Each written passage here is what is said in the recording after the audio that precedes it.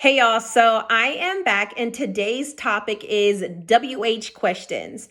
And so today I want to teach you some tools and some tricks and also how to implement WH questions. And again, some things that you can use in doing so to help you help your child. So let's jump into it. The most valuable resource that I received from an SLP in a school district. She's been working in the school district for 25 years and she provided me with this sheet and it says food for thought and it has who here, what, when, where, and why. So it has the five essential WH questions.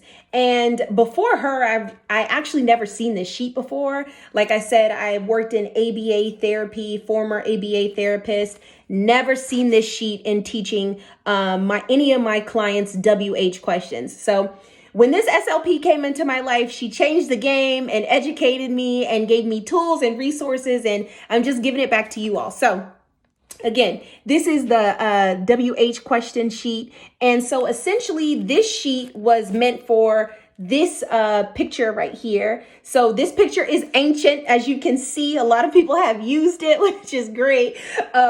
So like in this sheet, we've been asked in the who category, who dropped a pair of gloves? And then you can see like, what's really what your kid would say is the boy or he dropped the pair of gloves, right? And then you can move to the what category and say, what is a grocery store, right? And then you could jump to when and say, when does someone wear an apron? Right? So again, all of these things are extremely important. WH questions for comprehension. And so understanding, knowing how to ask questions in the five categories. So not only being able to understand, but also reciprocate and ask those questions back. So when the SLP had given me this information, literally it unlocked so many it unlocked a whole new, just a level that I didn't actually know about. So after that, I started doing research on my own and finding these different types of pictures. And so then, but before I could actually implement this with my client, I had to teach him nouns. I had to, go through different picture scenarios and things like that. And so this was like one of the first sheets that we had worked on together. I wanted to help him develop his language. So I had printed out this sheet, laminated it, and, we were just kind of talking about it. And I was asking him, who is building a sand castle? So I wanted to make sure that he understood pronouns. And so he could say, he and she and the boy and the girl and etc. So I had to implement some target goals in before we could actually go through the 5 WH questions. So we would talk about this, this scene. Where are they? What time of day is it? What is this that the girl is holding? She's holding a kite. So we really did a lot of work, again, on these types of pictures where we looked at these scenarios and we talked about it. And I said, oh, what is the boy reading? And then he would say, oh, the boy is reading a book. And, what is the girl eating? She is eating ice cream. Again, so we did a lot of groundwork with nouns in these different types of pictures so that when he came to a picture like this one, give me a second. When we came to a picture like this one, he would understand and know, or even if we came to a picture like, sorry, give me a second. If we came to another picture like this one, that he would know that, a car doesn't belong in the ocean, right? That, what else do you guys see in this picture?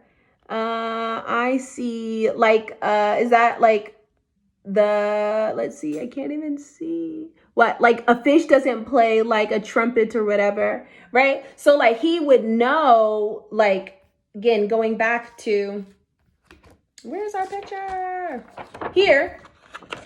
What actually is really like what happens at the beach, right? And then also he's been to the beach many times now. So we again printed out this picture. He's been to the beach many times with his parents now, so he understands and knows what goes on and happens at the beach, right? So that when I then present him with something like this, he's able to identify and tell me like, oh, the boat is upside down. The sun doesn't wear glasses.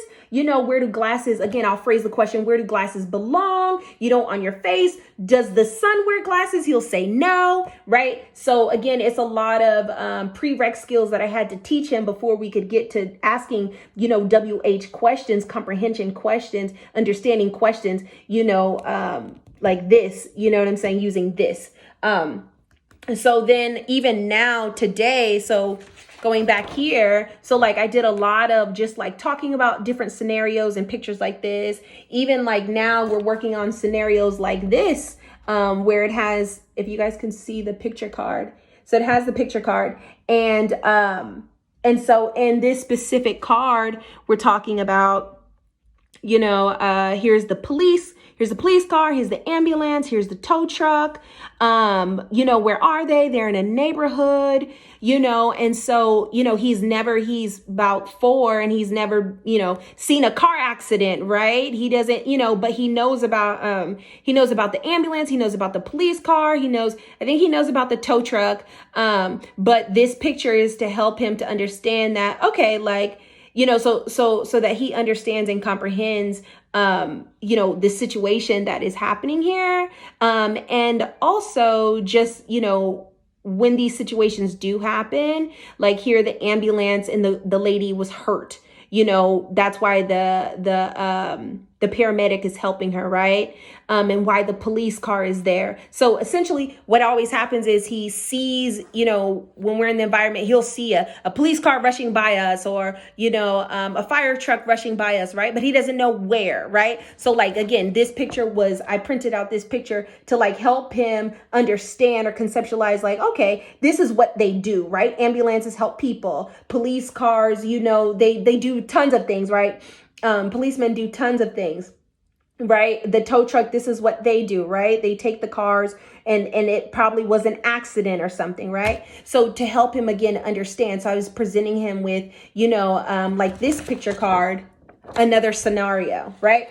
So that then when we get to other scenarios where going back here with the beach, he would know like, oh, wait, that's like out of place, right? But also it prompts him to develop more language, talk to us, and also comprehend back and engage in like reciprocal conversation. So this is like really fun. By introducing that prereq skill of teaching him this scenario, he's able to understand like what's out of place in this different picture, which then allows me to incorporate other scenarios like this one where, they're supposed to be camping and you have someone sleeping on top of the tent, right? You have a fire extinguisher, you have the bear eating at the table, right?